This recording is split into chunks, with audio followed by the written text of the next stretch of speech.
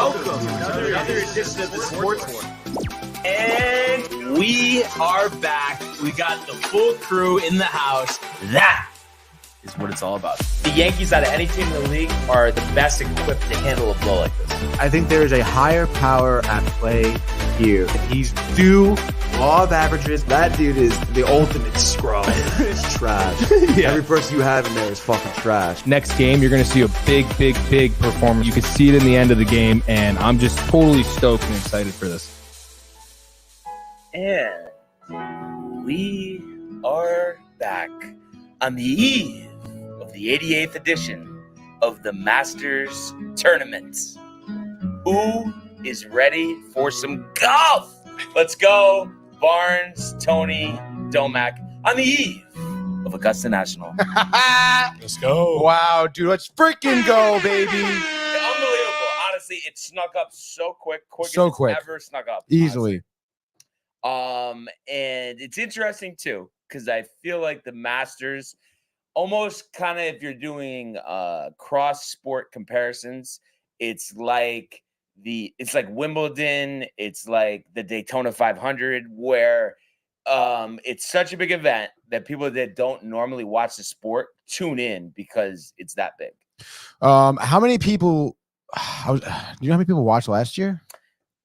Put it up. Yeah, but I mean, I know, especially if we're talking golf ratings, I would imagine that it stands alone. And then especially too. If we got some like miracle that was that last year? Let's see. Yeah, 12, yeah, dude. A little over 12 million. I mean, I think for golf, 12 million viewers is a lot. Yeah. Yeah. And then the year before, it was trending downward. Think of 2020 when Dustin Johnson won 5.6 million. But the thing with that, Tony, football season, November. Oh. So that's the only reason why that happened. And then it crept back up. And interesting that because Scotty was a shade over 10 and then Rom was up 2 million. Yeah. I wonder if that has anything to do with like people find you just like personality wise, like Rom more exciting. Could you see that? I wouldn't think so. I don't know. What do you think, Domac? Maybe, but I also think maybe the like all that, because didn't all the live attention start happening like really picked up last year?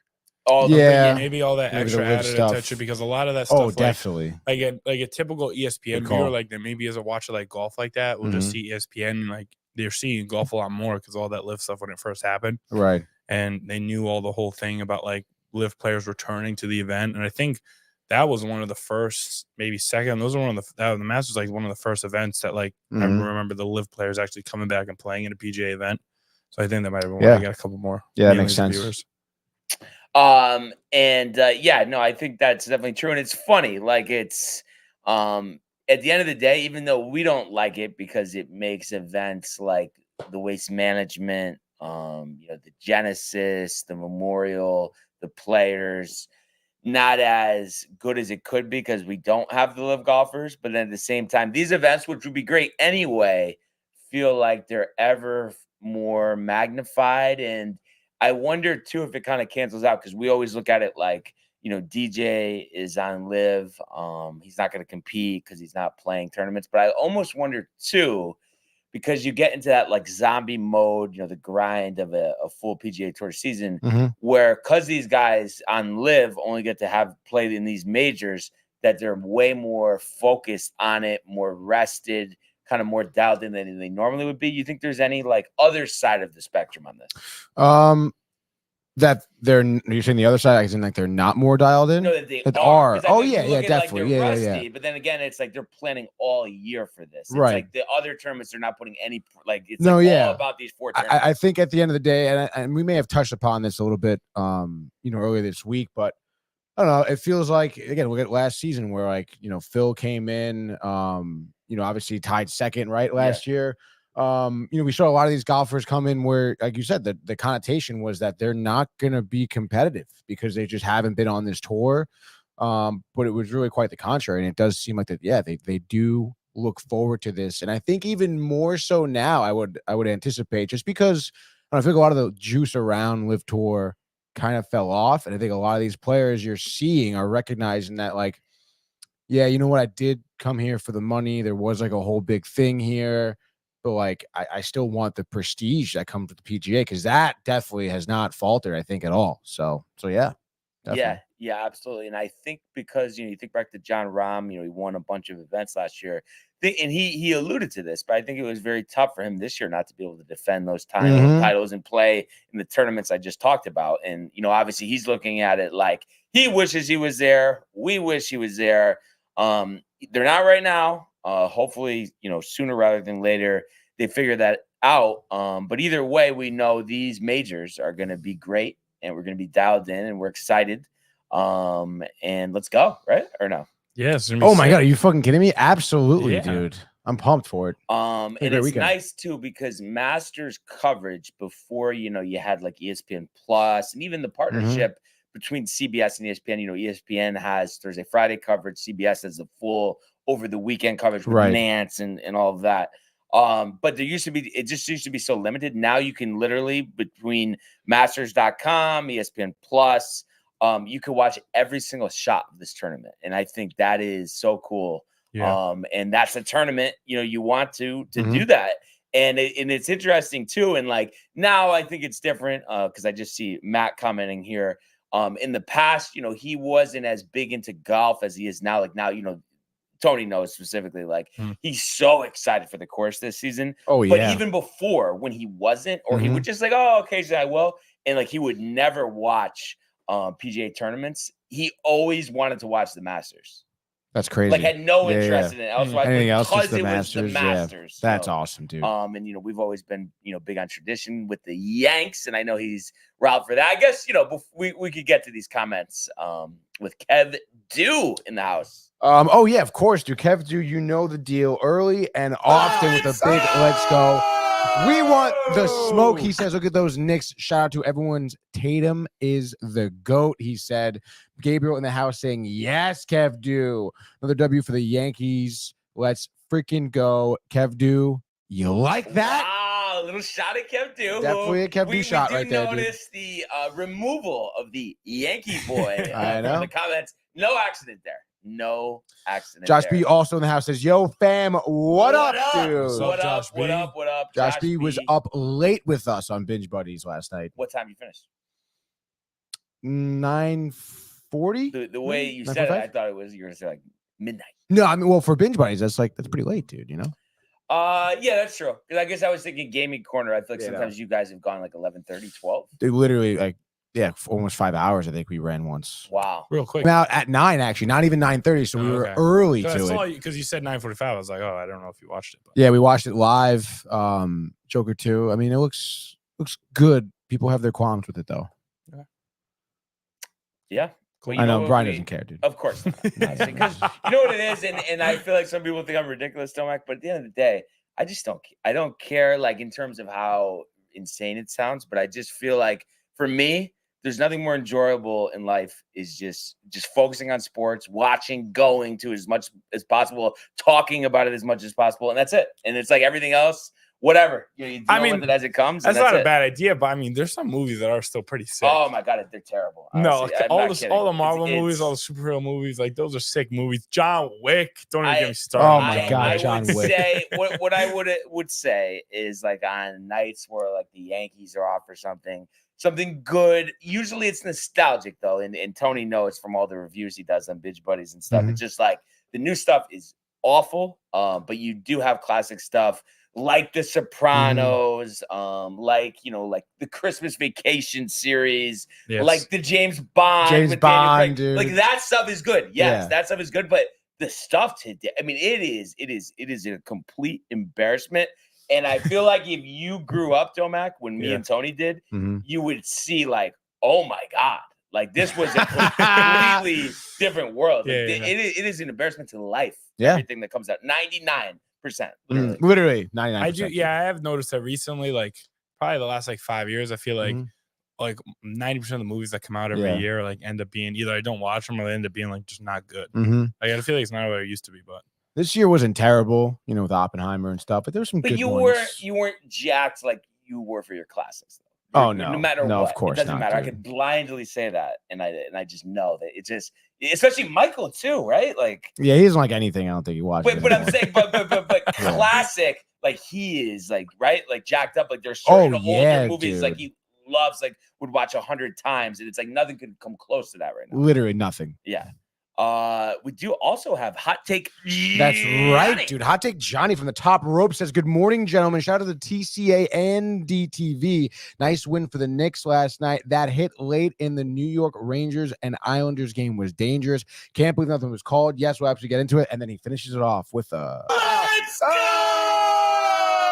Honestly, great to hear from Hot Take Johnny. Always, but just curious, and I just say this playfully, like just having a good time here. Any coincidence, Met fan, no mention of the Yankee win, little salty. I mean, I just feel like with Kev, even Tony hasn't alluded to the great win last night. I think there is something to that, no? I mean, 110%. I think it's the hat too.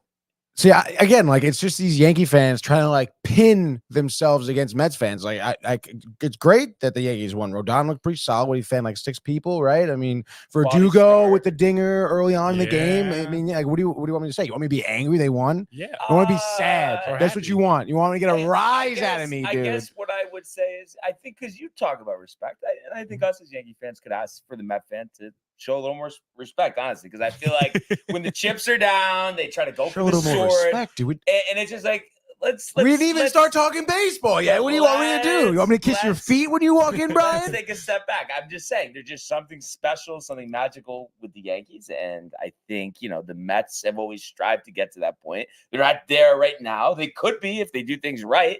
So I'm just saying, instead of like, I just feel like a lack of appreciation, from the other side of town. I think we could all work together, like and I know you like what we talked about this before. Don't like saying like, oh, I would never watch the Mets game and like hope for the Mets to win.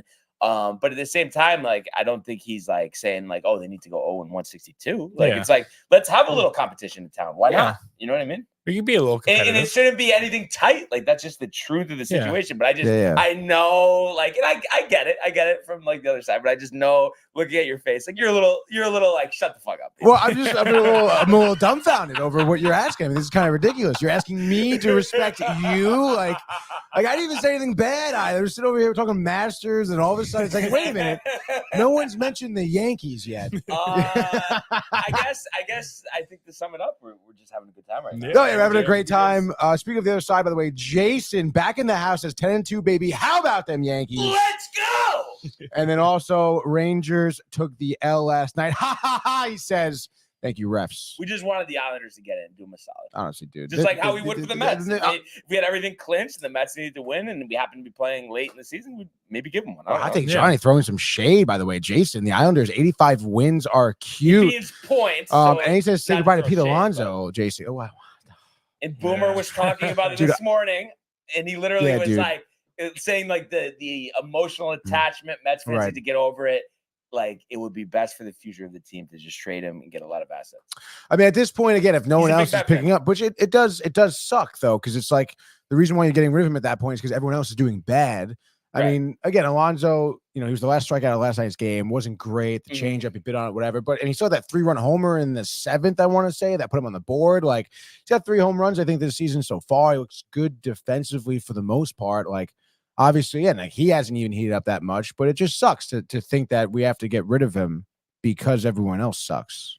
And no, I know what you're saying, Tony, but I just think there is something, because you look around the league, all these teams that maybe, were mediocre, didn't make playoffs, had nowhere near championship aspirations. They all did the same thing.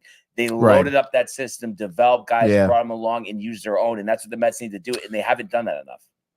Well, I don't know, man. I mean, I feel like people don't give Cohen enough credit when it comes to that. I don't know. I mean, I think, we can get rid of. Talking about the trades last year? Yeah, honestly, getting rid of. That's a start, no? I mean, I don't think that's anywhere near completion. Yeah, but you're saying like they haven't done that when I'm telling you like yeah, they started. I mean, I guess so. Yeah, they have 2 great prospects. Getting rid of Verlander. 0 pitching though. That's a problem. I mean, again, like that's still kind of on the fence, I guess, in terms of how those pitchers like Blade Tywell, like Mike Vasso do develop in the minors. Obviously, you want to bolster that for sure. But I mean, you have, obviously Angel in the minors. You have Drew Gilbert as well. I mean, those are 2 huge pieces that you could have offensively, defensively. You already have 2 young guys that you've brought up too. I mean, they could quickly turn around to have a great farm system, and then within the next couple of years, But I be able think to field a good team. in But Alonso trade though with 5 prospects, that makes you a top 5. that's what I system. mean. Like all of a sudden now you do have a top 5 Yeah. system. So I mean they're very close to that. And again, I don't think that is too far fetched because again, like I feel like a lot of owners would not be eating the contract that the Mets did with Verlander to get prospects, and Cohen did that. So I don't think that that's something he won't stray away from. But honestly, I know it worked out because those guys, there are high expectations, and I mean, it remains to be seen how they develop. But a part of you isn't tight that he wasn't more. I'm trying to think of the right word, but just like he didn't focus more on younger guys bringing in, and that they wouldn't have had to do that if they signed younger players. Like the fact that he signed multiple guys up in age, like that was some mistake. I mean, obviously it didn't work out, so it is a and mistake. Then you throw Marte in there as well. Yeah, I mean, but look, I'll stand by Cohen with Verlander for sure. I mean, what a ridiculous scenario. The fact, dealing with DeGrom, his injury, you let him walk, which was the right move, but you had to replace him. And there was no one in the league that could replace him. The closest one was Justin Verlander. I mean, I'll say this story. Literally, obviously, coming off a Cy Young Award season, winning the World Series with the Astros, like you couldn't have brought in a better pitcher from the league. It is unfortunate that the guy's body broke down. Yeah, you took a gamble with his age, but that was the answer for for losing DeGrom, like no doubt. And I mean, yeah, it didn't work out, but I mean, it wasn't too far-fetched to think it would. Yeah.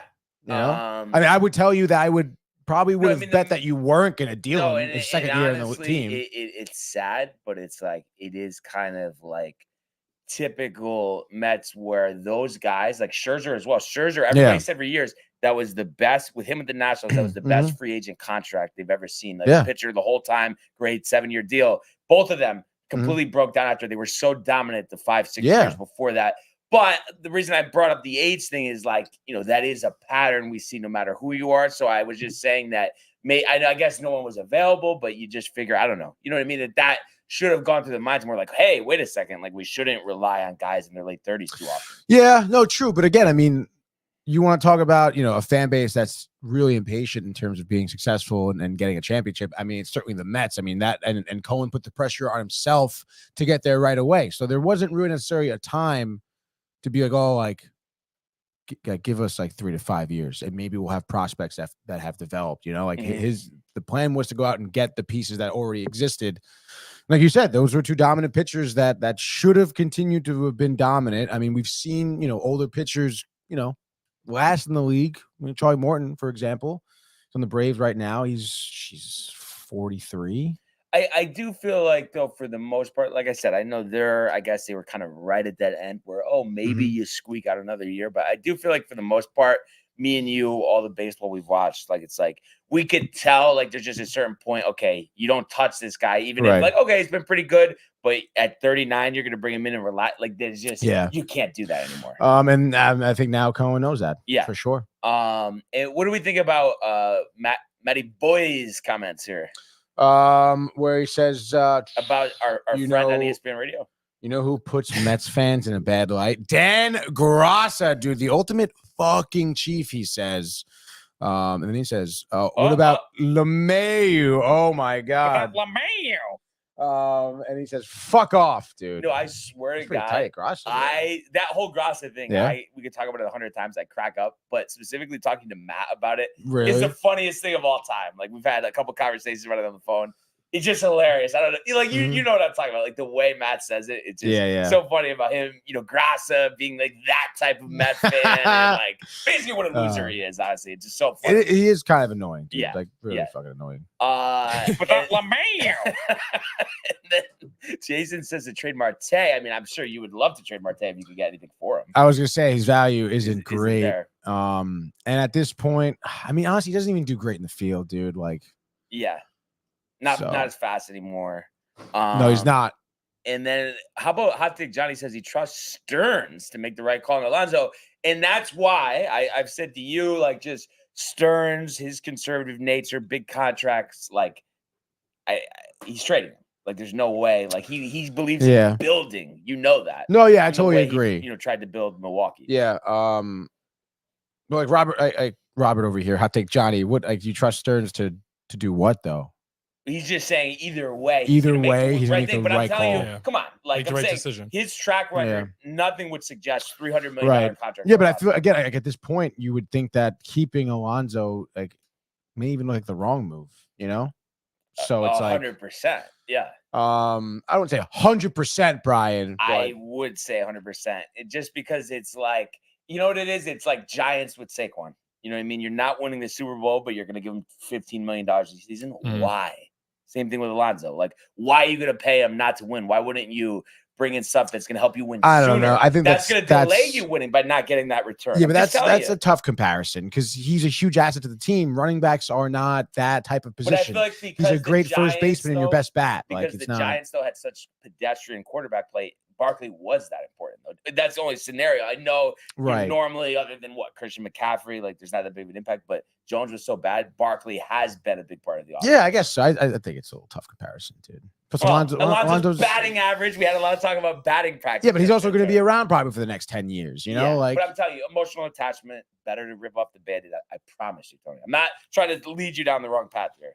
And I know you're saying, "Oh, easy for you to say." Yeah, really, dude. On the other side of the couch. We got one more from Hot Take Johnny. He says it may be a smarter move to trade Alonso and move Alvarez to first to not lose his bat as much in the lineup because he needs days off. I do agree. Catching. I think they've benched him too much already. How he should play 150 games? He's 23 years old. Yeah, I don't know why. Like DH him. Really? Twice a week. Like, why not, dude? Yeah. Or put him at first. I mean, you could also probably throw Vientos at first at that point. We've seen him play. Again, another young talent. So, like, what the hell, dude? So there's endless combinations for sure. And again, like, I mean, Alonso isn't the greatest first baseman, you know? Right. So one other Met thing here, and actually I have another baseball thing too, and then we're gonna finally preview. Kind of crazy. But in one of my leagues, not the league that I'm in with you, Beatty, free agent. You think it's worth it? Like you're thinking like this could be like 280, 20 home runs, drives in a bunch of runs, or no?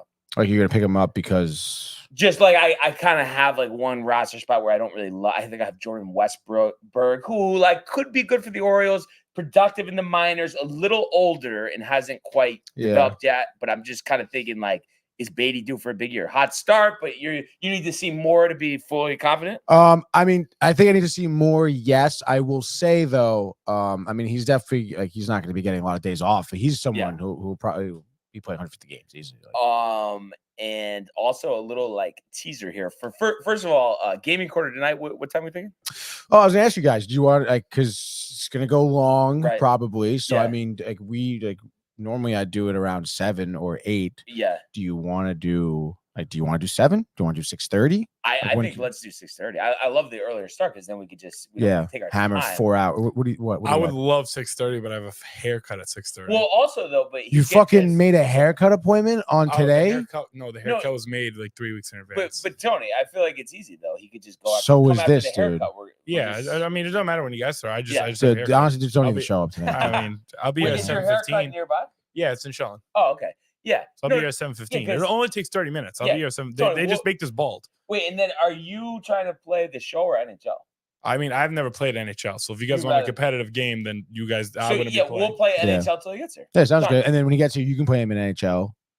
Just to see. What'll happen. Yeah. And also, too, kind of like teasing it, like I said, surprise announcement. I'm not going to say anything about it now. No guessing here. But last night planned a Yankee-related trip for the season. Okay. I can't guess what it is. No. I was just trying to get everybody jacked up for Gaming Corner, but I'm proud about it. That's it. Not going to talk about it. Just trying to like leave that there for you. Are you going to announce it on the Gaming Corner? Oh, you know what I mean? And then it's like, I think it takes it to the next level because, most people, amateur hour, off camera, they'd be like, oh, this is what it is. Mm-hmm. I'm not going to tell you. And I'm not going to have any response to anything. And that's it. I'm making the decision. Kind of makes it interesting, though. It does make it very interesting. Yes. All right, but let's talk Masters anyway. But honestly, I do love how much we love baseball and how we could have just kept going there for literally, dude. Oh, no, like format or anything. Probably the most Mets talk we've had in a while too, which is pretty solid. I think we've seen. I'm a little fair with the Mets. I know you're still tight. A little fair. Yeah. I do try to lay out a vision for you to the answer of how they can get where you finally need them to go, right or no? Yes, dude. One more comment here. Yes, we do have one more. Jason says, "Do the Yankees get the sweep Yeah. tonight, Of dude?" course, Jason. Yeah. You bet Yeah. your bottom dollar, Tony. All right, but anyway, 88th Masters here, Augusta, Georgia. Obviously, the pinnacle of it all, Tony. When we're talking golf, this is a tournament. All the big names over the years have won. You know, whether it's Palmer or Nicholas or Hogan or Woods or Mickelson. You know, and it's a tournament. A lot of guys who are in the conversation of being one of the top golfers in the world earned to win, but maybe haven't. Maybe like Brooks Koepka or Cam Smith or Bryson DeChambeau or Rory McIlroy that haven't been able to win this thing. And it's just, it is interesting too, because you have guys in history, and I know this applies to other big events and other sports where there are those one-off scenarios like a Charles Schwartzel, who probably Tony doesn't even know who he is, won the Masters at one point, or how Bubba Watson seems completely cooked. He won 2 Masters in 3 years. You know, and Hideki Matsuyama, you know, being such a global icon, you know, won the Masters a few years ago, hasn't quite taken off from there. You know, that's just giving you, you know, a few examples. You know, Zach Johnson way back, you know, the Ryder Cup captain has won a Masters. So it's just so interesting. So many different people have won. And I think it remains, and of course, over the years, and even in like the early 2000s, there was the talk of Tiger proofing Augusta because he was winning too much, and they made the course even harder. I mean, obviously, it's always been hard. But I mean, I think in my mind, it's right up there. You know, with the U.S. Open as the truest test in championship golf. And most of the time, sure, there's a couple outliers like DJ's record 268 at 20 under, or Jordan Spieth 18 under in 2015, Phil in 2010 at 16 under. But most of the time, it's a 10 under, a 9 under. We even had Zach Johnson 1 over back in 07. So, you know, usually you don't have a golfer in here just come in and completely shred up this course. You know, there's too many challenges, you know, amen corner, just so many areas where you can get yourself, you know, into trouble. So just kind of looking recently, I mean, obviously we all remember Easter Sunday last year, John Rahm winning by 4 strokes, a dominant victory. Only golfer double digits under par last year's tournament, 12 under, 4 clear of Brooks and Phil. You know, you had Scotty in 2022, 3 shots clear of Rory, who's been in the conversation here many times, of course, not getting the job done to complete the career Grand Slam. You also had Hideki win at 10 under back in 2021. I mentioned DJ's record-setting performance in the fall of 2020. You had Tiger win his 5th green jacket in 2019 at 13 under par, a 1-stroke victory over DJ and Brooks and Xander. Kind of an outlier scenario for a few years here. Patrick Reed in 2018, you know, we haven't heard much from him. He's obviously on LIV now. Same thing for Sergio. That was a little different, though. When he was younger, always competed, was right there with Tiger, but was never able to get over the hump, and won this before he ultimately moved to LIV a few years after. And then in 2016, you had Danny Willett win at 5 under par, a guy, again, Tony's probably never heard of, right? I mean, it's, yeah. You know, so it's been all over the map. And also, too, it's interesting, like somebody wins a Masters, and then you automatically think, like, for all the other tournaments, like they're going to take over this and that. And like, we thought that with Jordan Spieth in 2015, you know, he did win the one Open Championship 2017, but you know, a lot of guys struggle to take this and run with it. But I do think our last 2 champions, Rahm and Scheffler, you know, this isn't going to be their only championship. They're going to win a lot more majors. I think that's for sure. Hell yeah. And I think, I mean, I don't know about you guys, but I think just given the Rahm defection to LIV, I think the hype for this year's Masters is probably as big as it's been since Tiger tried to defend his crown in 2020. Yeah, I think so too. Yeah, I agree. So yeah, I am just so pumped to watch this. The Nance Call, Vern Swan song, Tony. Oh my goodness, at dude. the It's gonna be 18th so Tower. sick. This is just ridiculous, honestly. Like there really is, nothing like the Masters, and it's amazing the shape that they get the course in. And isn't it also crazy too that I think it's like the course is open at maybe 5 or 6 months of the entire year, just because it gets hot in the summer. Whoa, You don't want to dude. ruin the grass, like the extra care that they put in it. Like to me, like it almost seems like a waste. Like you have this beautiful Yeah, I course that's know. closed half the I time. didn't, There's a I didn't flyover even know it here. was even Yeah, closed half the dude. time. Nope. That is nuts. Wow. Yeah. Oh, this is like a rendition of it. I hate when they do this, dude. And kind of just I know that is annoying. It's like we could play 2K23 if we wanted to. And it would definitely look better, dude. Yeah. Like, I just Wow. wanted to mention before we get into our specifics here, just do you guys feel, just based on what's happened and the live guys getting their limited opportunity here, that we are destined, no matter who it is, that you feel this is going to be a tournament of big names, whether they're in contention or ultimately win? Do you feel like we're have a top heavy type of power, on the top of the leaderboard? Yeah, no, for sure. And I think also this year's gonna be a little different just because I'm looking and I see that there's a couple of big names that on the PGA side that seem like, I guess they're pretty banged up. I guess Minwoo Lee broke his finger. Yes. Oh, no lifting. kidding, dude. 10 days ago. Yeah, and we'll I give it a go. guess Spieth has some wrist flare-ups. I guess Morikawa's got a back injury. I don't think Rory's gonna do any play well. So that's why, in my opinion, I was gonna say this later, but because of these injuries of the people who would normally, in my opinion, be top 15, top 10, I'm not saying they were gonna win, but when you get rid of those type of players, I think that gives someone like Tiger's window to be even bigger. And out of all the years, I feel like because of the injuries, and I'm really not trying to ride that train of just Tiger's gonna win. I'm not saying is gonna win, but I wouldn't be surprised if he's in the mix come towards the end because all these big names aren't playing as well because they're all banged up. That's all. I'm just saying. I say maybe watch it. What's going on? I'm just saying. What's your philosophy, Tony?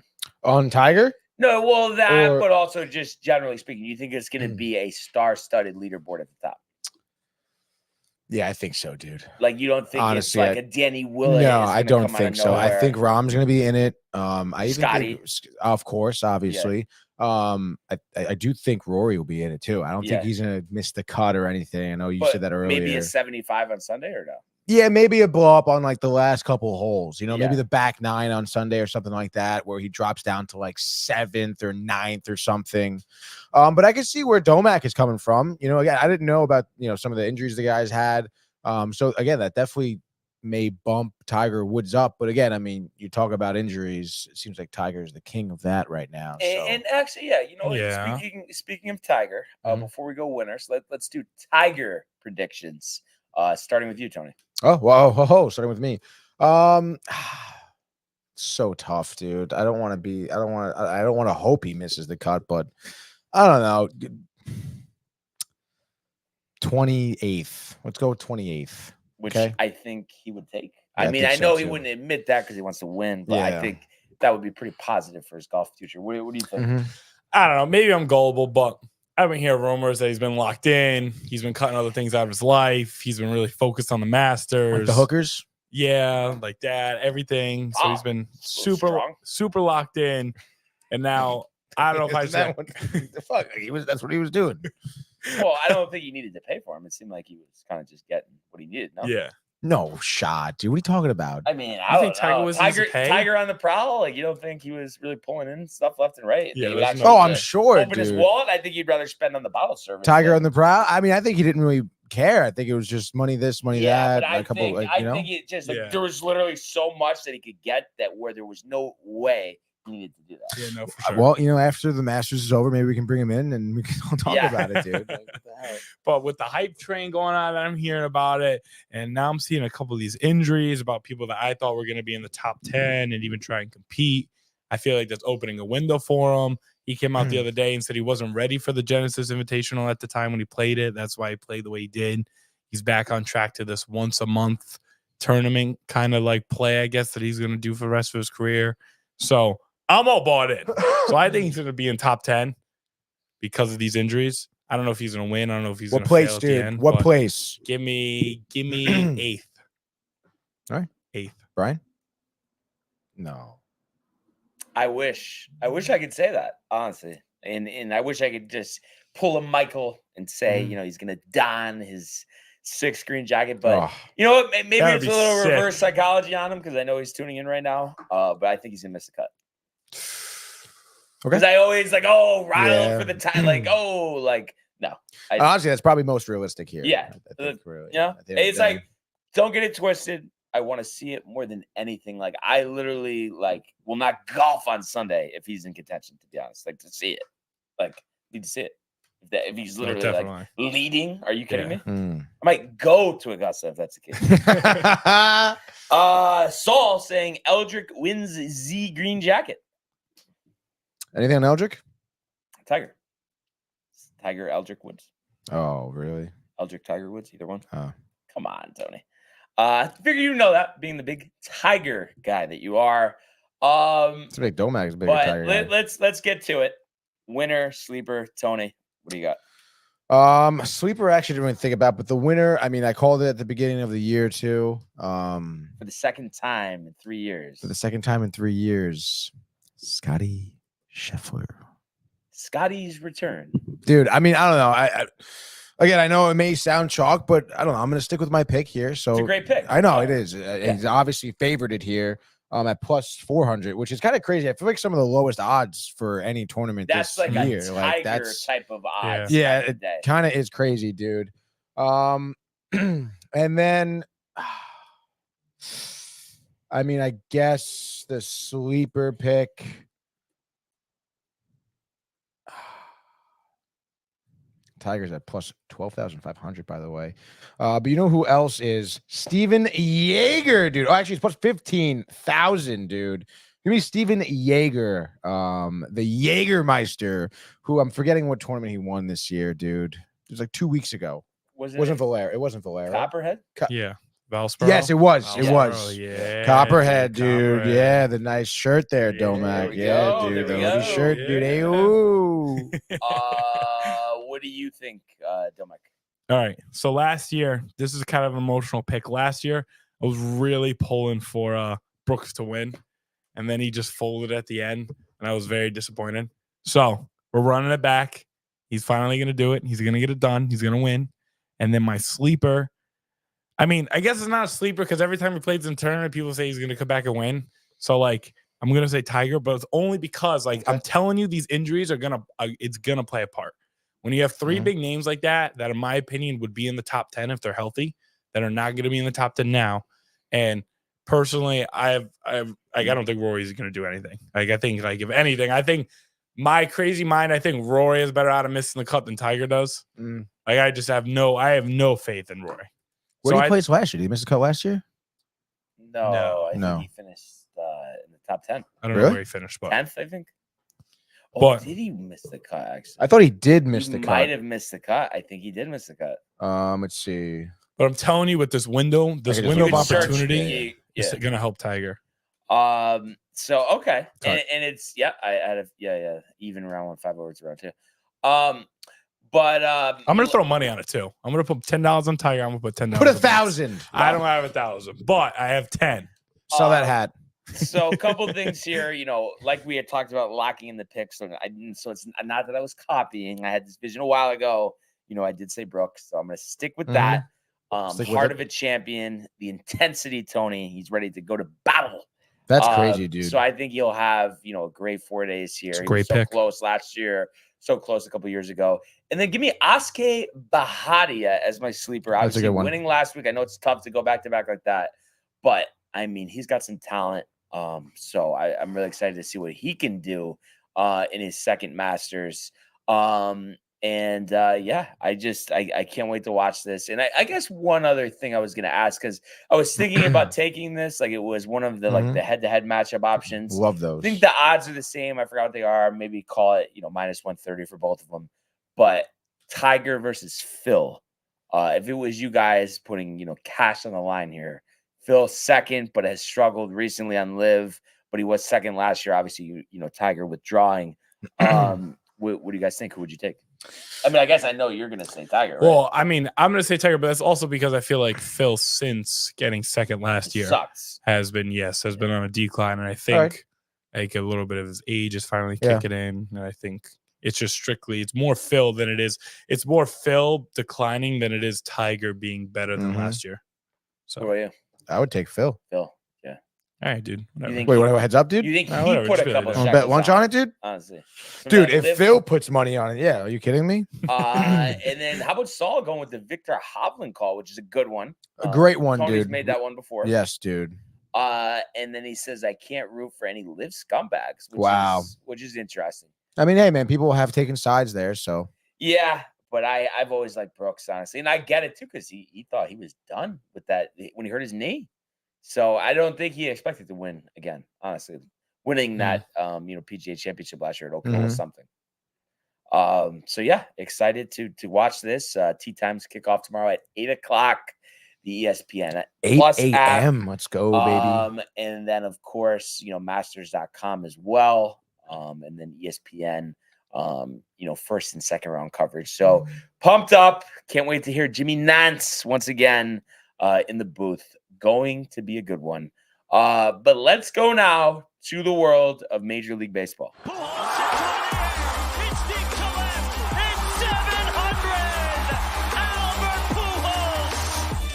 What a play! Stop it! Yep.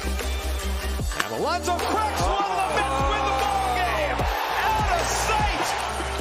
And it works at 100 miles an hour. 14 strikeout. Drove deep to left field. There it goes! See ya! Yankees win! You bet your bottom dollar, Tony. You love that. Another one. Hey, I pick up on things. That's a good one. But yeah, 10-2, 3-2 last night. Obviously was there. It was funny. I was actually gonna either send you guys a video or just text you the weather yesterday was. It felt like I was going to a Yankee game in June. That's just did a jersey and shorts, and then it's funny. I do have to bring this up. I've always been like this. That's why I never get too crazy with the negativity with my teams. But I was standing next to these two older guys that are probably in their 70s there, and the negative train started, and it did not stop. Really? The whole 5 minutes from Harlem, because I had to transfer to Harlem, get the Yankee Stadium. Yep. Oh yeah, we've been to a million games before. You're gonna be freezing later. I can't shorts. Oh my God, really? So many of these things, and then they're naming all these times how they were in Lambeau and all these different in the Army Navy game, and they said it was gonna be 70 and it was 30, and they were so freezing, and they've learned you can't do that.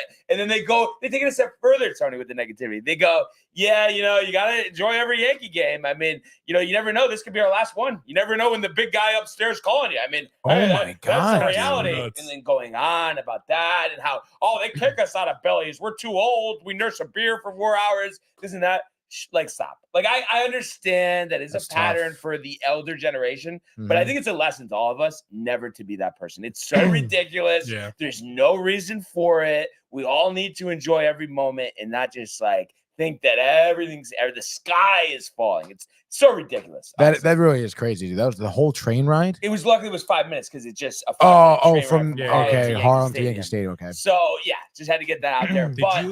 Quick question: did you take the train that you took? Because I heard there's a Yankee train. There's one that goes directly there, but the thing with that one, that typically will get you there about 50 minutes before first pitch. Oh, okay. So that's why. Because that's the one. I so I take the one you've taken before, but I heard there's this Yankee train. Yeah, it'll go straight from Stanford to Yankee Stadium. I don't know what the Fairfield schedule is, but I know they have some ones, but they're not direct. But Stanford is literally you get off at Yankee Stadium. You don't have to transfer to Harlem or anything when you do that one. But yeah, it felt like June. I know you would have had the shorts on too yesterday. Obviously. Yeah, definitely. And still with the shorts, no lie, we went on the patio, Billy's, all that, was sweating with shorts. Oh, I bet. It was that hot, the sun. Billy's kind of slow to start, because it was earlier. But what time did you get there? I was there at 4:45. Wow. And then it started to pick up. The patio was packed. Didn't spill anything this time. And then got inside, around 6 o'clock. And yeah, the seats were ridiculous. Like it was like I saw literally those seats were sick. level with where Legends seat, but just further down the line. Yeah. You could see everything. So yeah, that was awesome. Soto being right there. Hell yeah. So it was just a great night, and the stadium really filled out as the night moved along. But it just felt like a summer night, and it was awesome. And it was a treat to see Carlos Rodon pitch. He goes 6+ here. 4 hits, 2 runs, and those were unearned runs. So he got me a quality start for my fantasy team. 2 walks, 6 strikeouts, throwing 89 pitches. I think it was his best start as a Yankee. I mean, he had the strikeouts, he went 6 innings, and really could have gotten, probably deeper into the game if there wasn't, the error there that extended, that inning with Rizzo and Glaber throwing it away.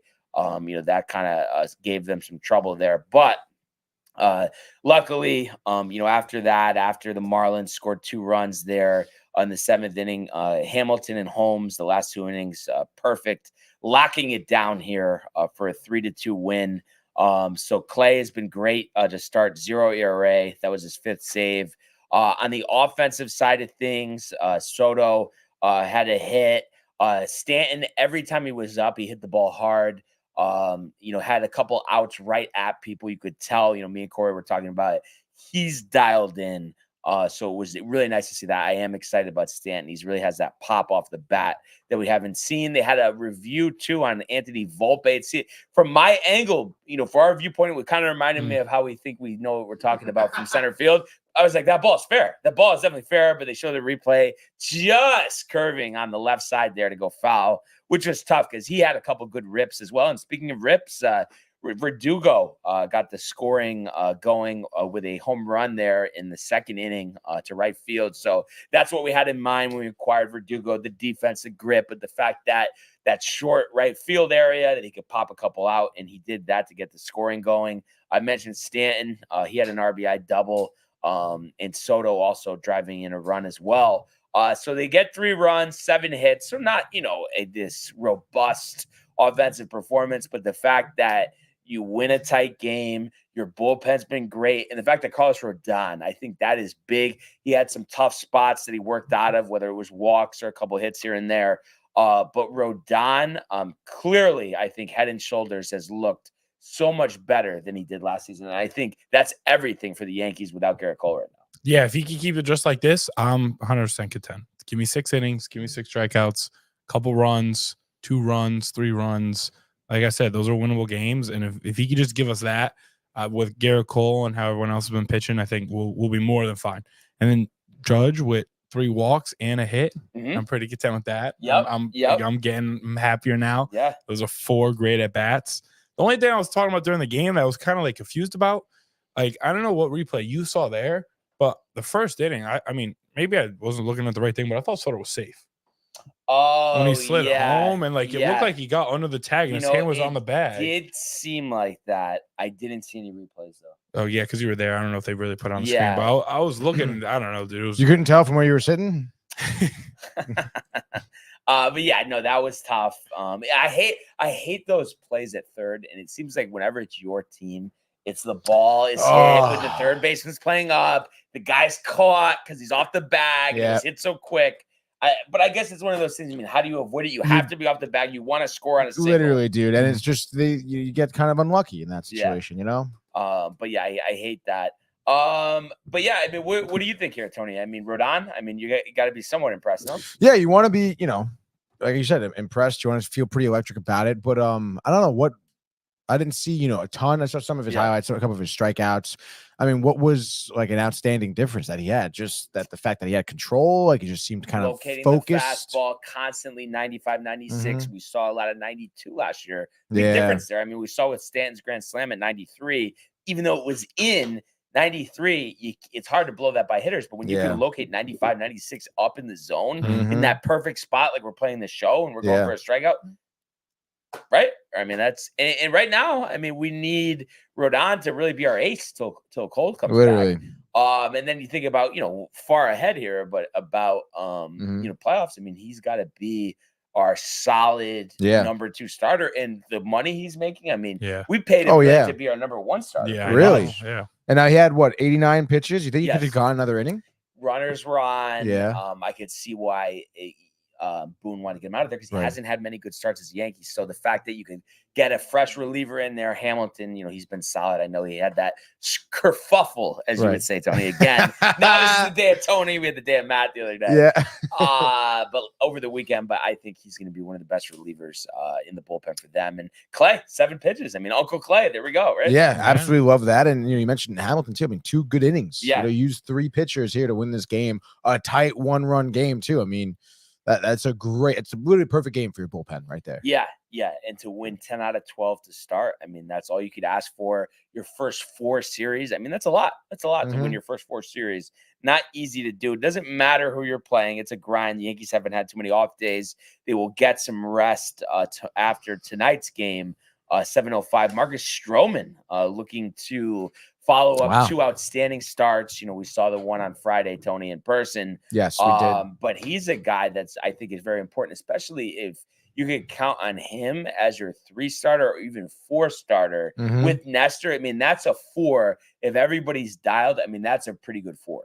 Oh my God, yeah, and especially I feel like against a team like the Marlins tonight. I mean, I would anticipate that he gets again a lot of contact, like a lot of ground outs early and often, low pitch count. You may even see Stroman go 7 innings tonight. Yeah.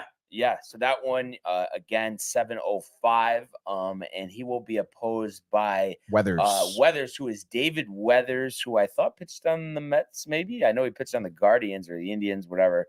But he is the 4. I think he pitched for the Yankees actually. Yeah, David Weathers. So his son Ryan getting the start, the left-hander. For the Marlins, and we'll talk about this in our picks. But I mean, obviously, we're expecting the sweep. We said that before. Oh yes. But what happened? A close one in Atlanta last night, but the Mets unfortunately not able to get the job done. Dude, a really close one. And honestly, Hauser really pissed me off last night. You want to look at his line. Sorry, actually, just get to the box score here. His final line, just to make sure, 5 innings, 8 hits, 5 runs. Earned runs, 2 walks, 1 K. I mean, I don't know, dude.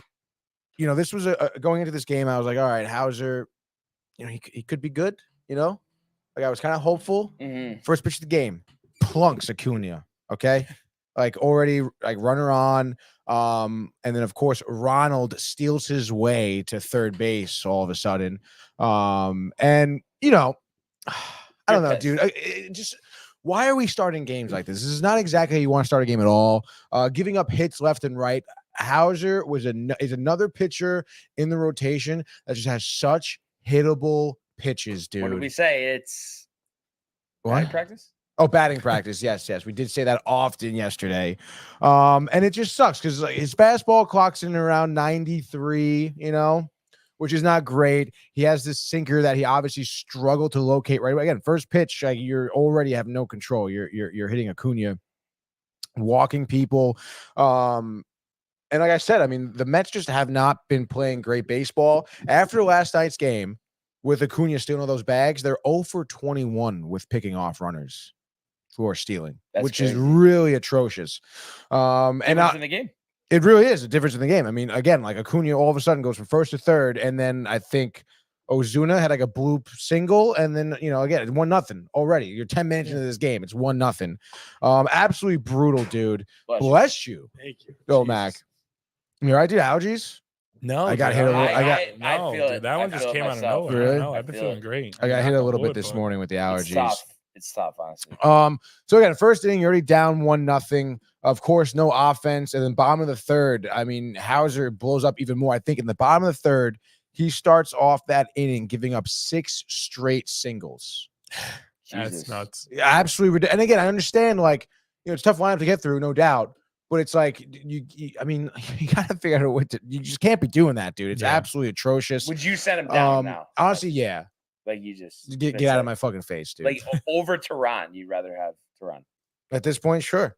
Oh, those are fighting words. Because it's just like ridiculous. How are you this bad? No, you're right. Like, what is that, dude? I mean, give Mike Vossel. Literally, you're better off putting anyone else that's in the minors up at that point. Because the amount of hits he's giving up here. And then you had like really dumb plays by some players here. Harrison Bader fucking sucked last night. Had a terrible game. Again, I understand like this is probably 4th, 5th inning. You're down 4-0. But like, dude, he hits a single in the center field and then just runs to second and gets thrown out by a fucking mile, dude. Like, what are we trying to do here? And it's tough because you were tight from the start with him. Yeah, of course, stuff dude. like this, I mean, just really further cements it for you. Dropped a ball in the outfield too. Like again, like made a sliding grab, but like lost the Did he ball. still get his stretches in? Yeah. Warming up Oh with, my like, god. the Of course, dude. running forward, Yeah. back, the Dude, big bubbles. It's just like so annoying. There was even one like single that was given up to that looked like he could have dove for it. He didn't dive for it. It's just like, what are we doing here? So Bader was looking kind of trash as well. And then I guess you want to fast forward to the 8th inning. You're down 6-0. Nimmo gets on base. There's Narvaez back-to-back singles, and then Alonso hits a nice dinger there. His 3rd of the season. I mentioned it earlier on. That puts them on the board at 6-3 all of a sudden. You start working into the Braves' bullpen a little bit. But their starter Lopez. I mean, we talked about this guy like just again like some no-name prospect guy. Oh, 6 innings, 3 hits, no earned runs, 3 walks. No, but I thought he was from Ronaldo Lopez. He's from Chicago. White Sox? Yeah. I think he's like 30 years old. No? Really? Oh, you know what, dude? You're right. I'm thinking of someone else in the Braves. Yeah, you're right. Is he 30? Oh, wow. Yeah, he's 30. But regardless, I mean, he has a great outing against you. Like I said, you get into their bullpen a little bit. But it was all for nothing. 9th inning, you did stretch some hits together. It was a 6-4 game. I think even Lindor had a big hit in the 9th, and he was 1 for 30 coming into this game. I mean, against right-handers, what's going on? And I think only has 2 hits as a lefty. Did get his 3rd hit last night as a lefty, I believe. But literally, dude, you're so concerned. Dude, he grounded out to first base 3 times last night. That's bad. Like directly to Olsen. That's terrible. 3 times in a row. So I mean, dude, honestly, I have no idea. Again, I would say that the issue the Mets seem to have in the batter's box is pitch recognition. But it's like, I don't know, dude. Like if you're Lindor, just put it on the ground. But I mean, you're like seeing him gap, chasing. Dude. You're seeing him chasing everything. He's swinging at stuff in the dirt. He's No, letting good ones go. Letting good ones go. It seems to be like a blanket issue. Okay. In this bullpen, but Alonso strikes out. 9th inning, you get a runner on. It's a 2-run game. So you have tying runner at the plate, no outs, runner on second, and then just could not get it together. I think Narvaez grounds out. Alonso struck out on a changeup to end the game. Didn't play yesterday, right? No, Narvaez started. That's why I think Hot Take Johnny was mentioning that. Oh yeah, definitely. Again, like you said, DH him. Yeah. Instead, you put Stewart at DH, which that doesn't make much sense. No, he's sick. What do you mean? Like, why? I understand he had a dinger 2 nights ago, but like, wouldn't you rather have like Alvarez in there, dude? Like, that's kind of ridiculous. Yeah. So I don't know, man. I think again, Mendoza maybe a little inexperienced there with the lineup. Why didn't they put him in the pinch hit? Because then they took Stewart out anyway. Yeah, to put Tyrone Taylor into pinch hit, which again, I mean, he's been doing well, so I wouldn't really argue with that as much. I don't know though. I mean, he's like one of your top 2 or 3 hitters right now. Yeah, again, like he should have been in the DH spot, like not Stewart. But he should be pinch hitting. Yeah, but I'm saying not only did you not DH him, right? But then you gave him another opportunity to possibly get in the game and hit. And you did even anybody the bottom 4-5 hitters of this lineup, he would pinch hit for any of them in a second. Easily, dude. I mean, are you serious? Yeah, that is kind of bogus, dude. Yeah. It's fucking annoying. Honestly, I would have even pitched hit in the 9th, like for Marte, dude. Mm-hmm. But nonetheless, dude, obviously a tough loss. I guess you could say like a nice little comeback there in the latter half. But I figured I get to Lopez a little bit earlier on, dude. I mean, you let him go 6 innings, no earned runs. You got to get some offense going. Like you can't be striking out that much, dude. Yeah.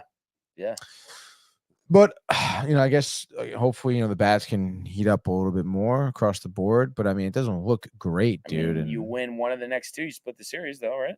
Yeah. Who's pitching tonight? Is it day game, night game?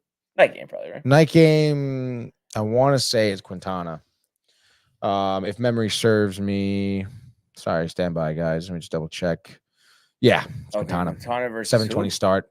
Winnings. You want some Allen Winans, dude, a right-handed pitcher for the Braves, obviously 28 years old, coming out of Bakersfield, California. Looks like he got a couple of starts last season, 6 of them to be exact. He was 1-2 with a 5.29 ERA, 32 and a third innings pitched at 34 Ks. So I don't know. I guess maybe it has some strikeout stuff, but gave up 19 earned runs. So hittable guy, it seems. Again, I don't know what he looked like in the spring or anything like that, but I mean, I just think this is an opportunity for the Mets. I mean, don't do this guy any favors. Be patient at the plate. Let him walk you. I feel like players don't realize the value, Tony, of just a walk instead of like popping out because you had to swing 3-0 on a questionable pitch. Right. Like, just let them go. Get on base. When you get on base, when there's runners in motion, when the ball's in play, stuff happens, and you can't swing first pitch every time against this guy's man. Yeah, you really can't. Hot Take Johnny saying when Lindor and Alonso get going, the Mets offense will be good. I mean, you can't argue with that. He didn't say great. No, it's not going to be great. I mean, you need a lot of other pieces certainly going. Right. And still, I mean, sure, like it's going to be good if they do get going, but it's like when's that going to happen, dude? Yeah. Like Lindor had plenty of opportunity last night to get going. If you could get out of that contract right now, would you? Oh God, dude. You wouldn't rather have that money for something else? Someone else? I mean, I guess. You don't think it becomes a bit of an albatross in the next couple of years? Like in like 3 years, there's going to be like 5 years left, and it's like he's going to be like bottom level starting shortstop. I don't know, dude. I mean, it's obviously right now it looks really dim, and to be like, hey, let's get out of this contract right now. I don't think I would right now. Yeah. Just thinking ahead, you know. Yeah, no. Again, I mean, I don't know, dude. I again, right now, I mean, he's not going to be this bad the whole year. He's not. What do you think he is? I didn't say anything. I'm just 12 games in. Just saying. 12 games in. I mean, how many more games do we need to go in before we start like putting predictions on players? I mean, it hasn't even been a month yet. You know, like give us a month. They get to play 80 games, like a month. And Hot Take Johnny continuing saying Nimmo, Marte, Alonso, Alvarez, Beatty, Alvarez, and Martinez. That's a damn good top 7 in your lineup ones to get going. I know Tony has reservations about JD Martinez. Given what the back spasms was it? Yeah, dude, who the fuck cares? Honestly, like, what the fuck is that? By the way, like, you did soreness for playing. I don't give a shit. Honestly, like, I don't know why people were such a hard on. Oh, JD this, JD that. Like, are you fucking ridiculous right now? And then also, like, Marte sucks. Also, I'm gonna go out and say it. Like, again, like he's good for a homer every so often or a hit in the clutch because he has experience. But he's gonna hit like 240. He's gonna hit 240, and I'm watching balls go over his head in the outfield. No speed. Like, what the fuck, dude? He's old. All right, he's literally he is one little shimmy step away from being out for the whole year. Yeah. You know, so like, get the fuck out of here. And then Lindor has not been good. Alonso striking out that changeup last night was so ridiculous. Like, you got to be better in that spot, dude. Like, come on, man. It's bottom of the 9th. There's one runner on. Who did this? Alonso. Alonso. Yeah, okay. I think Iglesias is their closer. Dirt, Raciel. Yeah, change up in the dirt. Go down to one knee, golfing for it, dude. Yeah. Oh. And it's just like, what are we doing, bro? Honestly, it is the worst when they chase pitches. I mean, we've been tortured by Stan over the last couple of years. Don't even get me started. Yeah. Obviously, different story now. I almost would rather have him than Lindor at this point. I mean, yeah, no, I think I've shorter commitment, more power, better start to his season. What about you, Tony? Who? If you like, would you rather have like Lindor factoring in the contract or Stanton less years? Obviously, off to a better start so far. I mean, like, I don't know. I mean, it's tough, dude. I think it's pretty obvious. But. I mean, I don't think it is pretty obvious. You're talking about one guy who really doesn't play defense and has pretty good offense, and then another guy who has no after offense this and year, really though, good defense. Lindor, is it 7 years he has left on the contract? I think so. It's a 10-year extension. Didn't start his first year. Right. So so it would be. This is his 3rd year of the extension, I believe. 7 years. Yeah. 7. I mean, a lot of time for improvement. I don't know. It's gonna be a tough one. But Lots of time. Did for you hear that his improvement. wife got death threats on Twitter? I saw something like That that. is That's one of nuts. those things that Dave will go on a 20-minute tangent. And like, Dude, it was kind of rightfully crazy so, though. though. Yeah, Honestly, yeah. Like rightfully that's so. fucked But up. you know what it is? I just feel like still it just doesn't demand that much time because it's like one of those obvious things. Like, don't be a psycho. Right. Like, what are we doing? Like, why are you? Yeah. Like, who do you think you are? Honestly, Do people are something so dumb, dude. Yeah. Yeah. Yeah. And like, you think, like, did you really think no one would be like, wow, like this wouldn't make the news? Like, your Yeah. fucking Well, they account wanna is make right the there news, with the messages. Yeah. Pretty You know. messed up stuff, dude. going into the pathetic nature of the whole thing. Before we do our picks here, Tony, optimism tonight, Quintana, inexperienced starter for the Braves, offense due, Alvarez back in the lineup. Yeah, I would say that there is optimism tonight. You know, Shekels, in plus our 140? yeah, I definitely would, honestly. You're gonna put your own money on the line. I would put my own money on the line. You feel pretty good. I do feel pretty good because again, like Alvarez back in the lineup. Beatty. He probably watched like the game last night and was Right. like, why am I not even playing right now? Like, Mhm. most God forbid something's wrong with him, but I don't think so. And then again, like I think, you know, I think Peter here will hit another dinger tonight, you know, back-to-back games with some home runs. And like you said, dude, inexperienced starter for the Braves. That's what you really have to lean on. I want to say last night our bullpen guys weren't anything. Yeah, exactly. We didn't really use anyone that was good, which is great because it sets up well for tonight's game. You throw Diaz, Ottavino, Drew Smith on rest, you know. So I say we have a good chance at winning this. You know, we got to their bullpen last night. That's great. We're probably going to get to their starter tonight, which is also good. So I think the Mets will win as the Mets have won in the past, where it's going to be like a 7-5 game or something like that, dude. Mm-hmm. It's going to have to. They have to score a lot. They're going to have to. Yeah. No, and they're due. I think this is the opportunity, and I think it comes down to, like I said, if they're patient. If they're patient, they will score 7-8 runs tonight. But it is time for an abbreviated baseball frenzy. Let's freaking go, ladies and gentlemen. I mean, I guess I'll pick my first game. I just said it already. Give me the absolute Mets right now. Brian said it plus 140 in Atlanta as the 4-7 Mets continue this road trip here, this series against the Braves. Game 3 of 4. Over under is 9.5. Vegas knows what I'm saying here. I said it. Final score: Mets win 7-5. You have Alonso with the back-to-back games with home runs. Give me Lindor with a 2-for-4 night, 2 ribbies. Beatty looking great at third base. He had a tough throw last night, but it was because it was rushed. Whatever. Buckles it down. Looks like a great professional third baseman. Alvarez coming back with a vengeance, gunning Acuna down twice in the game for stealing second base. Fuck that, with a dinger of his own.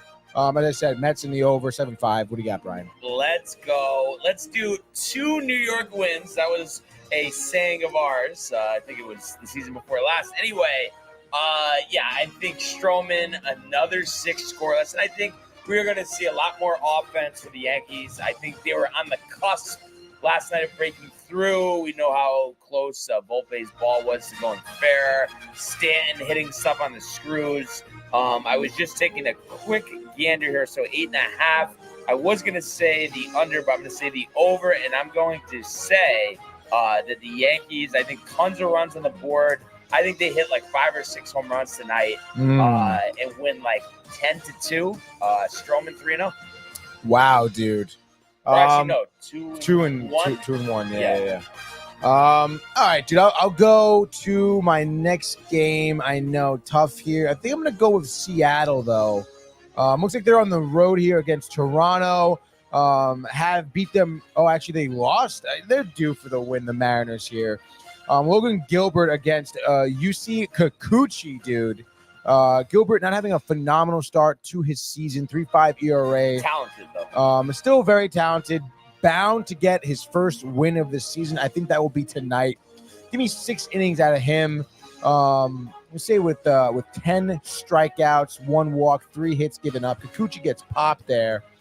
Even Mitch Haniger with a dinger, as well as Dominic Canzone leading the team there with 3 home runs. The young player, as the Mariners, I would say, They win, I don't know, I would say 5-2. So Mariners and the under as they salvage this series against the Blue Jays. All right. I am going to go with the Diamondbacks over the Rockies. Obviously, had that disappointing loss in the opener 7-5, won yesterday 3-2. But I think it's one of those things where, I mean, it's time to really put some runs on the board. It's Coors Field. You're the defending National League champs. You're 5-7. They're throwing Austin Gomber, Tony, and his ERA of 6.23 up against Tommy Henry, whose numbers aren't great, but I think, he's a better pitcher here. And I want to say that the Diamondbacks get 4 RBIs out of Ketel Marte, maybe 3 hits, and I think they ultimately win this one. I'm going to say 9-5 over the Rockies. Absolutely love that pick there for the D-backs. I'm going to go back to the well with the Dodgers tonight. Bobby Miller, who I believe is on my fantasy team. I could be wrong now that I'm thinking about it. One of mine. I'm pretty sure I have him on mine too. Again, another pitcher that had a great start, but does obviously get some great offense from the Dodgers, which is why he's 1-1. They're going to have some type of good game here, though, against this Twins lineup, which is solid. But I want to see Bobby really flourish here, the 25-year-old. Last start, 1 2/3 innings, 5 earned runs against the Cubs last Friday. Absolutely bounce back victory, I think, by him. And look at this. We had Paddock, I believe, for the Twins. Mookie Betts' career against Paddock, 5 for 6 with a home run and 4 ribbies, batting .833 against him. Clearly has his number. Give me a 2 for 4 night from him with a home run. I say Dodgers and the over here as they win 7-4, baby. All right, and last pick, I think every game that they play this year, I should just take them. Give me the Rangers over the A's. I mean, the A's suck. I know the 4-7, maybe a little better, more competitive. Rangers only 8-5, but doesn't matter. Chasen Bradford, Russ Stripling, batting practice, Tony. Give O'Dulles his 5th. Give me Corey Seager for the cycle, and give me the Rangers 11-2 over the A's. Wow. And that is your abbreviated baseball frenzy. Go Yankees. I know Tony's thinking go Mets, and we are saying go to the world of the National Hockey League. Here he comes. McDavid shoots, top shelf, he scores! Captain with the overtime winner. That's the middle quick. That's a world-class hit right here. Tomsky stepping, rink wide. Made the full split save. Are you kidding me? Turns, side of the net, between the legs, and they score! Filthy! David Pastrnak, the silver trophy to the Golden Knights. Right, all right. And the interesting comment here for Tony. Robert Parker saying, Brian, based on the early returns, looks like I'll be covering the cost of the Mets game on May 2nd. Those early season Rangers. And I have to say, I've been friends with other Mets fans over the years, and typically they are always willing to go heads up. Obviously more times than not, it works out in our favor, but there are the occasional times. 2015, for instance. Oh yeah. And I'm sure it just absolutely kills you, but they really should have won that year. It's the Royals. Their pitching staff was insane. That was a Cespedes. I mean, that was insane what he did that second half of the year with the Mets. Yeah, I know, dude. And then Daniel Murphy. That was postseason legend, dude. Daniel Murphy. How did he do that? No idea, dude. And also, he was very mediocre up to that point, and then he was mediocre, like an all-star afterwards. Yeah, which was kind of crazy, dude. Where did he go? For some reason, I thought Arizona, but that's not right. Nationals? No, it's definitely Nationals. Yes. Yeah. Yep. Maybe you're right because I'm thinking red. 100%. He was not on the Reds. Yeah. Yeah, Washington right 2.5 after seasons. Chicago, Colorado. But yeah, that was crazy. But anyway, that was nuts, dude. What ridiculous. So, and Josh B. riled for the frenzy. The abbreviated frenzy. But last night, Islanders kind of bullshit, honestly. 3-0 hole, just darken the trend. The Islanders, lots of goals. I know it doesn't matter. We do them a solid. But 4-2, UBS or not, Tony, rivalry game, all of that, not good enough last night. But I don't think it will be a sign of things to come moving forward. No, not at all. I mean, listen, Wasn't good though. Obviously wasn't good. Rangers did not show up for the game. I mean, you saw when the first period they just did not show up, dude. Like watching this game, Islanders had control early on, getting shots on goal, obviously challenging Igor. And then they got, I don't want to sound like this salty fan, but I mean, you got pretty lucky because the first goal was a tip-in goal by your own guy, right? Lindgren tipped it in on his own. And then you had a double tip-in goal after that. So a lot of deflections in front of the net. But, I mean, at the end of the day, I mean, the Rangers defense just was not showing up for Igor. The middle of the ice was open for the Islanders the entire first period. Rangers woke up, though, after that first period. And like second period, they came out, like had great pressure. I think, they had 2 goals that period, both in the power play, right? So again, like they come out second period, whatever. I'm sure Laviolette like ripped them a new one in the locker room. They come out with some fire. Panarin hit the post twice. Smiki hit the post another time in the second period. And of course, again, all that pressure results in penalties. They convert on the power play. Kreider, the tipping goal in front, and then you had a goal by Fox from the point too. Again, they started playing their hockey. Igor was a big reason why they were still in the game. You go into the third period, it's 3-2. It's a game. And then for some reason, you just don't really show up for the third period again, not being able to find a way to score. Again, I mean, I understand, Varlamov there. I said that he gave them the best chance for the Islanders to win, and he did. I mean, you're looking at some of the saves he had in the third period were huge. Again, it sucks because, like I said, you saw the Rangers hit the post quite a few times. And it was a little tough to watch, obviously, as a Rangers fan, because you hate to see a team that's clearly better than the team they're playing, and they just decide that they're probably going to roll over, and they just don't show up with the tenacity they should have in the first period. And again, like you gave up 3 goals in the first period, so like clearly that was the deciding factor. Was unfortunately your idiotic slow start. And then, I mean, I think I forget who said it in the beginning of the show. Maybe it was Josh B, but that hit late on Trocheck, 20, 30 seconds left in the third period. You're down by a goal. You have your goalie pulled and Trocheck gets cross-checked into the boards, and that should be a penalty, mind you. So again, like, Rangers, I think, they lead the league in third period comebacks with, I think, 13, maybe 14. And you think, 30 seconds left, the ref blows that whistle, you get a power play, you pull your goaltender again, you're up, 6 men to 4, 30 seconds left. Like the Rangers have scored in the past before, you could think that would give you at least the opportunity to tie the game up. So tough no call by the refs.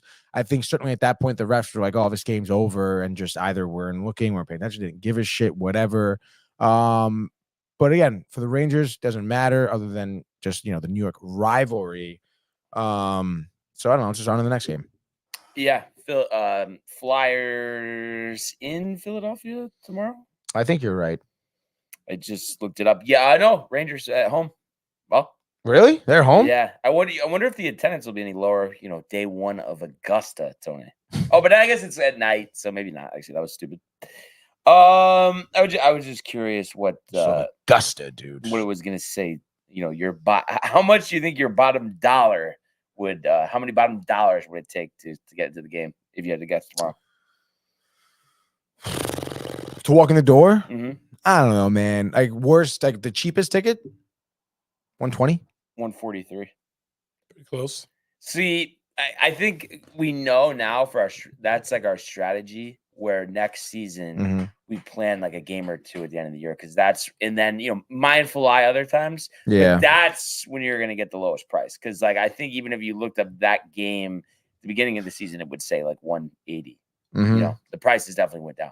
Oh yeah, dude. Luckily Boston lost their last game, so we're still 3 up on them. But which is great. But no excuse for the Flyers tomorrow. I said they're in shambles. Torts. I mean, is he like is he done? Like dead man walking? I don't know, dude. I mean, you lose the locker room, usually you're gone. Yeah, I think he is. I think he did lose the locker. The whole like bench, your captain and everything. Healthy scratched him. I don't know, dude. But again, like the Islanders were so good to start the year, even without Carter Hart. Flyers. Oh, the Flyers, rather. Yeah, sorry. Flyers are so good to start the season, even without Carter Hart. What are you shaking your head at, though, Mac, dude? I'm just saying. I was just shaking my head. I was disappointed. Yeah. What? With the Nothing. Flyers? Yeah. Yeah. They should be better. I mean, I would be too. I mean, I was hyped for Tortorella. I was hyped for the Flyers. Yeah. Honestly, they're always been a good team. They're rivals of the Rangers. So like it's dope when like they're both good and like you get good games out of them. Right. Now what do you think about Jason Pillis' question? Tony, who do you want the Rangers to play in the first round? Great question. I mean, it's tough, dude. I mean, we talked about it yesterday. Talked about it yesterday. Detroit, definitely, Flyers. seems like most people want to avoid the Lightning, which makes a lot of sense. We could do it, but I think honestly, it's probably 6 and maybe 7. Yeah, honestly, I think it would be a 7 in Tampa. That's gonna be tough. I was just talking to Corey about this.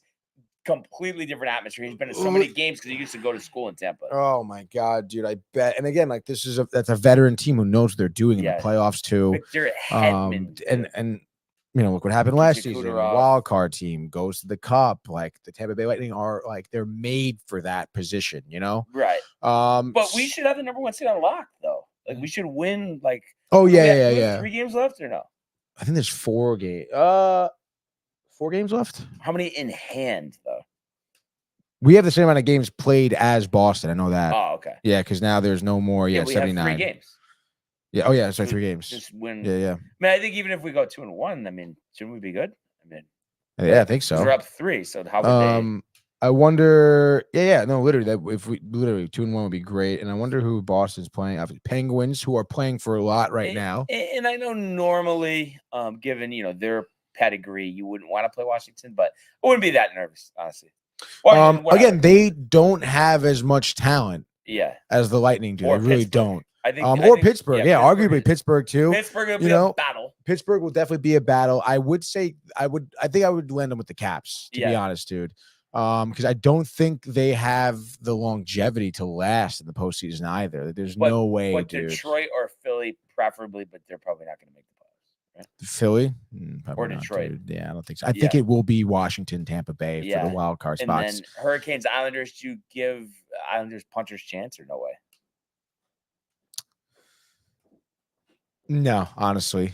Not even Matt Martin jacked up 4th line. No, I think they get maybe 1 win in that series, dude. No. Hat trick. Give me 1 win from them, dude. Yeah. 1. Gentlemen's. Yeah, a gentleman's sweep, dude. But yeah, excited for the playoffs. Let's do an abbreviated hockey. Oh my goodness. How many games there are? Let's go, dude. I think there are a good amount of games tonight, dude. As you know, a lot of teams are there's 3 fucking games tonight, dude. Let's do all 3 head-to-head. Let's go. All right, let's go, dude. Go. You want your first pick here? No. We're doing all of them. Go. No, you want to take first pick I'll do first pick. We have St. Louis Blues here. At home, taking on the Chicago Blackhawks here. St. Louis minus 240. Over under. Give me 1 second, Brian. It's gonna be 6.5. No, it's 5.5. Who do you got here? Take the Blues. No. What? Blackhawks and the over. Blackhawks 6-3 in St. Louis. All right, so I'll take Blues in the under, dude. Obviously, easy money there for me. Next game, 8:30 p.m. TNT. The Golden Knights in Edmonton. The Oilers. We know who Brian likes here. Over under there will be 6.5. We know there'll be probably some good amount of scoring here. What do you got, dude? Western Conference Finals preview or no? Yeah, probably. Actually, no, but Colorado, Edmonton. I think Vegas. I don't know. I don't like the way they've looked second half, which is a good segue to your pick. Edmonton all day. Zach Hyman, Tony. How many goals does he have now? 52 goals on the season, dude. Give McDavid another 5 assists to get to 104. 7-3 Edmonton in Edmonton. Wow, absolutely. I'll take Knights in the under. Easy money there. They're probably going to shut out the Oilers anyway. Next game, final game, 10:30 p.m. here. Brian's second favorite team, the Coyotes, are going to be in Vancouver. Arizona plus 220 on the money line here. Look out, as your over-under is 6.5. And wouldn't you know it, the Canucks have beat them twice already this season. What do you got for the series finale? You're doing your Tony, come on.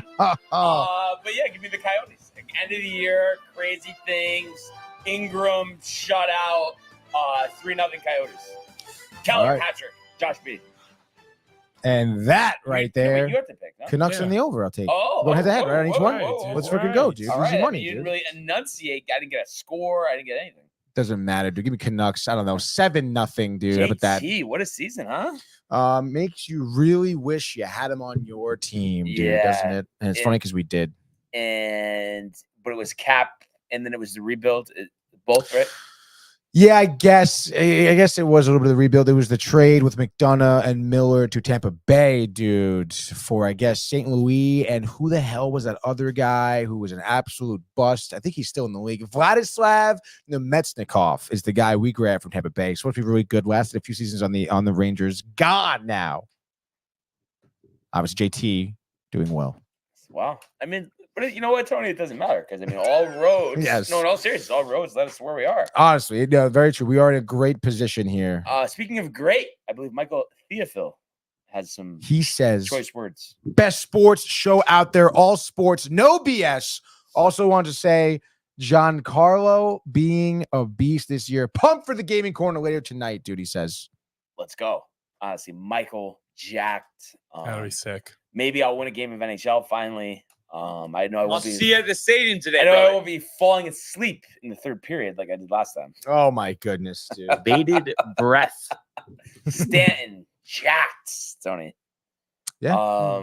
But yeah, let's go. And we're saying a 6:30 start time, right? For 6:30 p.m. start quarter. time. I'll make the stream and everything after this, so it'll be on the docket to dude. Locked in, dude. And then we'll start with NHL, get into MLB. Maybe Yes. there's some time for golf, Yes. right? I mean, I know Domac wants to hit a little NBA too with Mikey. Whatever y'all want to do. And honestly, I'll if play it any works game. out that Yeah. Mike hasn't played when Domac gets there, they could just jump right on NBA too. Yeah, So dude. whatever, Exactly. whatever Take he a little wants. break ski, dude. Dealer's choice. What do you think about Michael's chirps here? Tony you. is jealous of the Yankees. It's really sad. No, I'm not not jealous of the wrong. Yankees, dude. Never jealous of the Yankees. You got it. Like, I'm not even like trying to be funny. Right. Like, sometimes you got to be a little like, damn. No, I wish that was no, my team. never, dude. You've never kind of said to No. be like, damn, I wish the Mets were like the Yankees. Maybe if I want to feel dead. I mean, I inside. could be man enough No. to say that I wish I liked another team than the Jets. Yeah, like if I, yeah. I really do. It has nothing to do with being man enough. I mean, it's just. Well, I feel like you would never say that about the Mets. Like how, like you never have that feeling. Like you're definitely You know? jealous. You don't have. You to would say never that. say, "I wish I liked another team other than the Mets," Oh. because of what they've put you through. Oh no, That's no, what I I'm would never saying say about that. the No. Jets. I'm that's fine crazy. with saying that. All right, that's Fuck cool. the Jets. They fucked me my All whole right, life, though, all right right. or no? Yeah, no, yeah, yeah, they have. Yes, they So it's definitely like- have, dude. You know, it kind of takes the joy out of it. When Yeah. the team every year just blows. See, it. I don't know that. agree. I don't think that way about the Mets, like at all, though. Like I'm pretty stoked about being a Mets fan. I mean, but they've put you How? through. They've put you through the How? ringer, Tony. I mean, I it's don't know, I always just- something. I though. love it. No, it is It's- always something. Whatever. But I still love. I'm not front runners like you two guys. I don't know. We're not. We're always just- Yankee fans. we're just loyal It's not- fans. Yeah. Yeah. Never wavered off of Yeah. that. No, Just- because they've always been good though. There's Like, nothing wrong well, with they, being a little they jealous. haven't That's all. always been good. if they played like the Mets your entire life, would you still be a Yankees fan? Wow, Kev, Yeah. even off of a loss, trying to chirp here. Kind of surprising. I thought, he had shown some strength and resisting those Right. type of, comments, but here he is. Kind of like late with it too. Like I feel like up like from the boiler room, probably. Chick-fil-A on the back burner. Chick-fil-A. But I had to say, I mean, we talk about strength. I mean, it's amazing, Tony, that you hang in there. I will not waver because from you being a have Mets been fan. like literally whacked over the head from them. I Yeah, mean, literally. it's so like it's. Right. I do think the Mhm. franchises, the Jets and the Mets, are very similar. Honestly, it really does. not much difference. There's It really not. really is crazy. And they're one letter off in their name, which is kind of even weirder. But the day that there's a parade through Flushing, it's gonna be so sweet. What if there never is? It's gonna happen. I mean, yeah, Like in my lifetime, it's gonna Well, how happen. about dude. Kev? So? I called on Thursday. Where were you? I was at Mohegan, but I had called in myself before you Right. did, right? So I guess it was just bad timing, Kev, but anytime. And listen, I've been talking to Tony. I'm trying to coach him through it.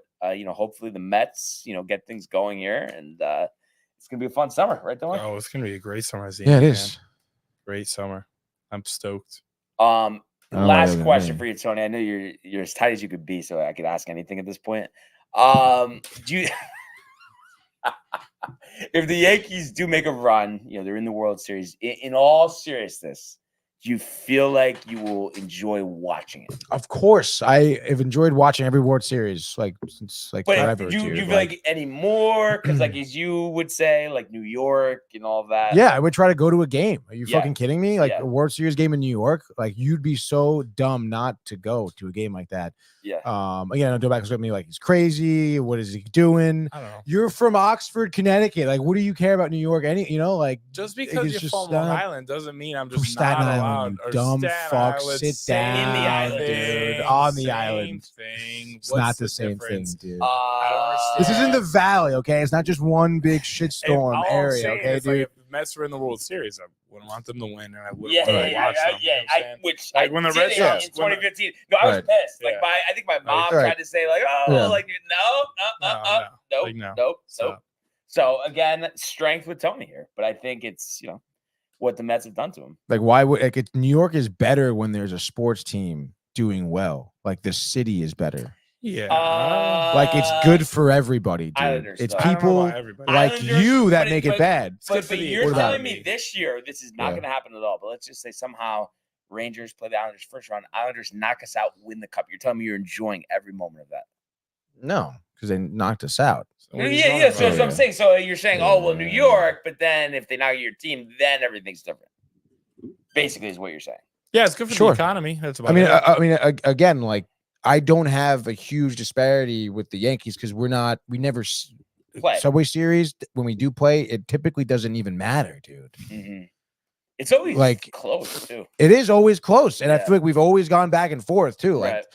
Like it's either been super tight or we blow you out, you blow us out. It's a Yeah. 1-1 series. Last year they had a 2-game series right in the middle of July or Yeah. something. They split it 1-1. It makes for great baseball. Like, and what am I worried about? Because it's not like I'm going to see you in the first round of the playoffs. Like I'm not going to see you in the divisional series. But I think it's like the ultimate. Like obviously you were too young at that point, but like Oh, the Subway Series? Like, Yeah, I mean, imagine obviously that happening that's now. different. Yeah, Imagine how pitchy would be. Like same result. That Yeah. like you. I mean, that's the ultimate for either. Oh, team. yeah. The loser of that series is going to face that. Like that. Oh is yeah, no, tough. that's ultimately like obviously I'm not going to be rooting for the Yankees in Yeah. that instance, Brian. But I'm so- saying, but there would be like. So I think that would Yeah. get you back to Yes. kind of being. I'll be in even this like the yes, following season. yes, Even because like, we'll inevitably go to a game at Yankee Stadium, the standing room. I'll probably be fighting people. Let's go, how I dude. saved the day with Mark a couple years ago. Wait, really? You remember? I Oh my God, yes, you did, Don't I didn't dude. know about that, but just quickly. So I went Oh. to Yankees Mets standing Yeah. room where me and Tony sat the other Yep. day, and my friend there was a Mets fan there. And it was just how that can happen. Yeah, Mets yeah. fan, a little Mhm. popped, obviously being annoying. I was annoyed too, but I'm not Yeah. gonna do anything. But Mark was just kind of wanted to stand up for himself, like multiple times. Fight almost broke out, and I just kept going in between them. Yeah, and said, yeah, yeah. Listen, guys, no one needs to get arrested. Yeah, let's let's just relax. stop this. The guy even agreed with me, said, oh, you're the reason why I haven't tried to fight your boy. And then he says that everything's fine. And then he still at the end tries to jump towards him, but his friends tackle him and take him away. I wish we had a video of that. Honestly, that would have went viral. That is crazy. Honestly, it would have. It was insane. You would have been like, holy. Oh my God, dude. Especially because the Mets, I Yeah. think you'd almost be like, oh, I don't know what to do here. I mean, it's the Mets. Yeah, it's man. crazy. Do I So go wanna with him show my or- support. Like, It's obvious who I would support, Brian. yes, Come great on. time with Mark, opening day, all that. yes. But what a show today, fellas. I have to say, absolutely flew by. And, we love, of course, the Masters preview was great, but we just love hammering the baseball. Mhm. It really is something else. We could just keep going and going. Literally, though. But we really appreciate everybody for tuning in, continuing to comment, like, and subscribe. All of the archives in the YouTube page, Tony, Michael, Renee, and Jay in costume merch at downtimetv.com. Want everybody to enjoy the day, enjoy the games. Let's go, Yankees. Let's go, Mets. We'll see you on Gaming Corner, and we'll see you mañana.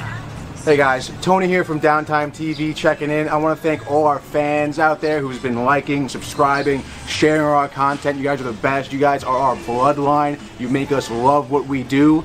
Thanks again.